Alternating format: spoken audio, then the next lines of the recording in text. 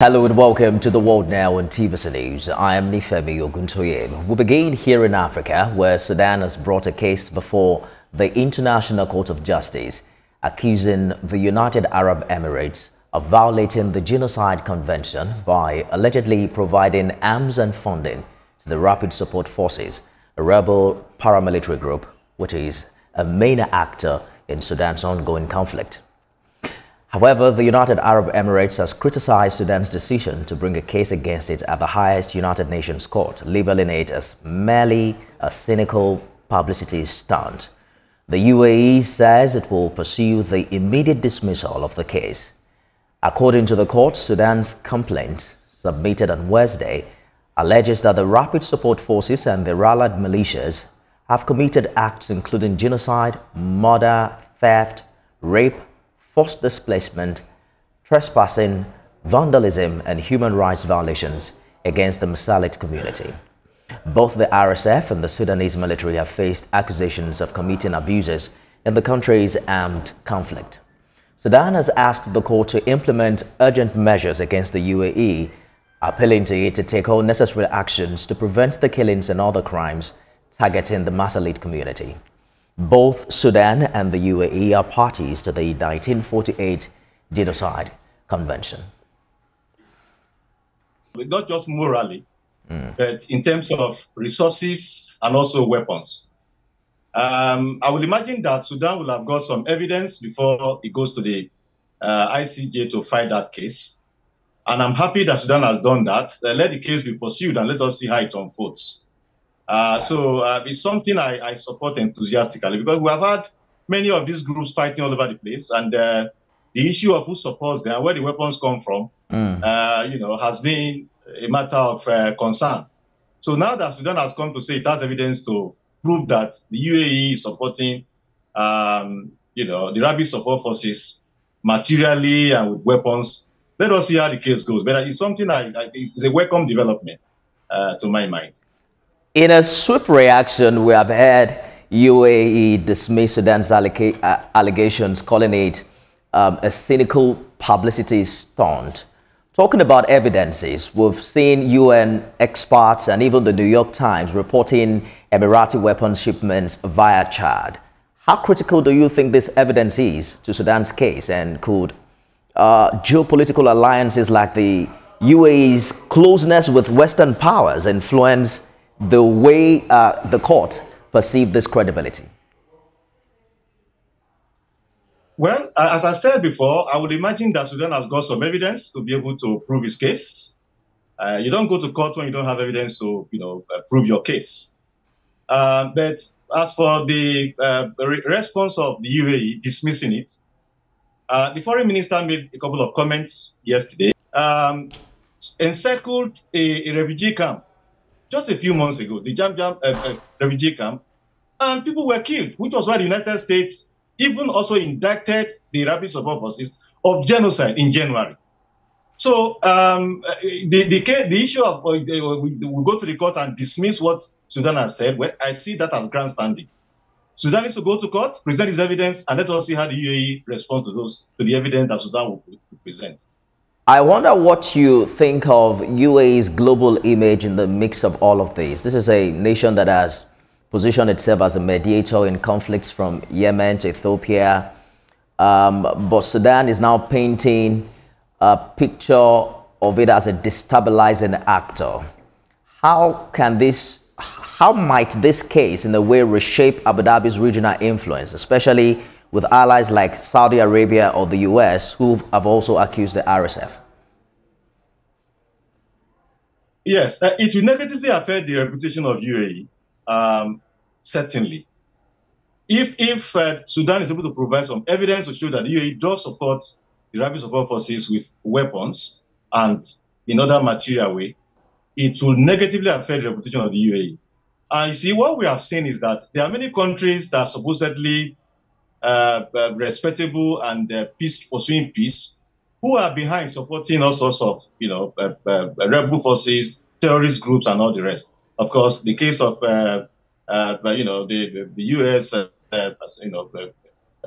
giving some support to, financial support in some way to even Boko Haram and the rest. That has not settled yet.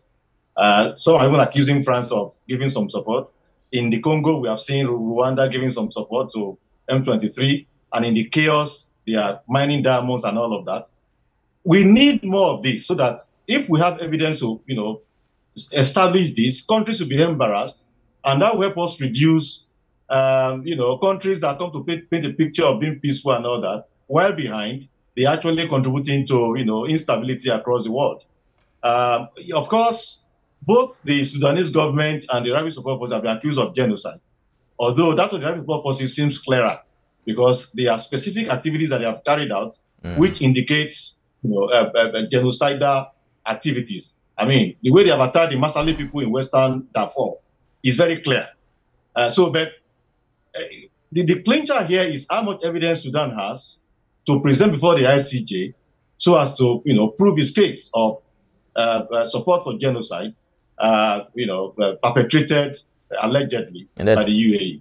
This case, Prof, has significant potential implications for regional stability, particularly given UAE's influence in the Middle East and Africa.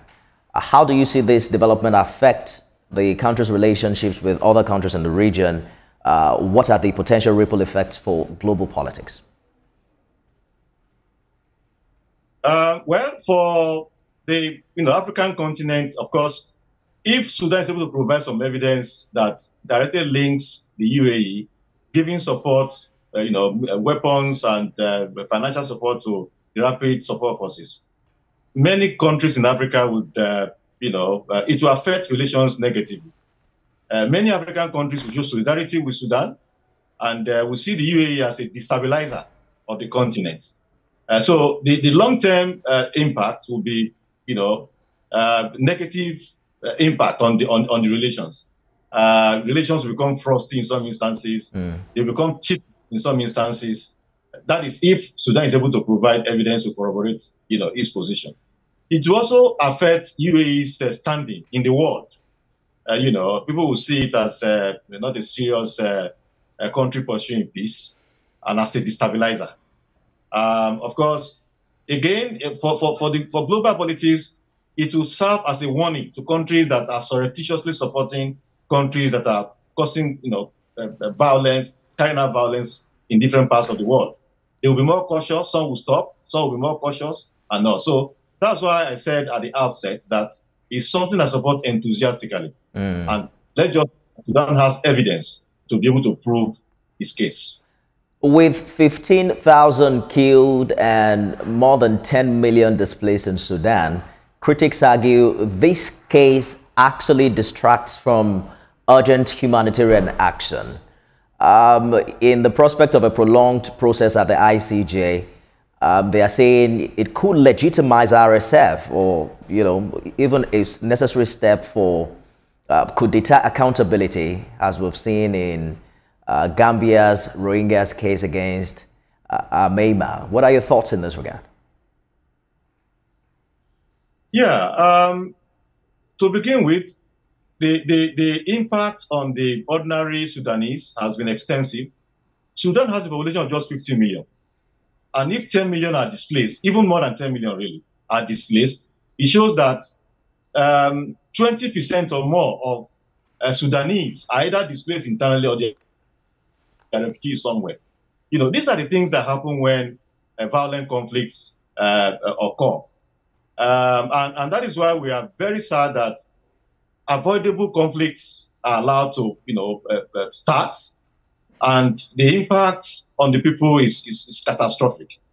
Well, at this point, we hope that as Sudan is pursuing its case at the ICJ, there are also efforts to draw attention to the plight of the displaced and the exploited, those who are suffering in Sudan, especially in Darfur, such that attention is paid to them. And if fortunately this act by Sudan leads to a peace process that will lead to a ceasefire and the conflict comes to an end, that will even be better. But of course, relations will be affected negatively one way or the other.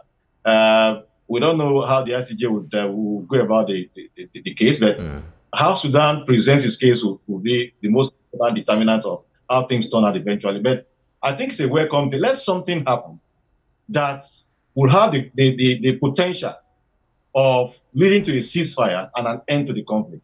That is our desire. Wow, interesting days ahead. And we wait to see how this will impact on, all of the developments we've been reported. Professor of International Relations and Strategic Studies, David Awarawa, thank you so much for talking to us.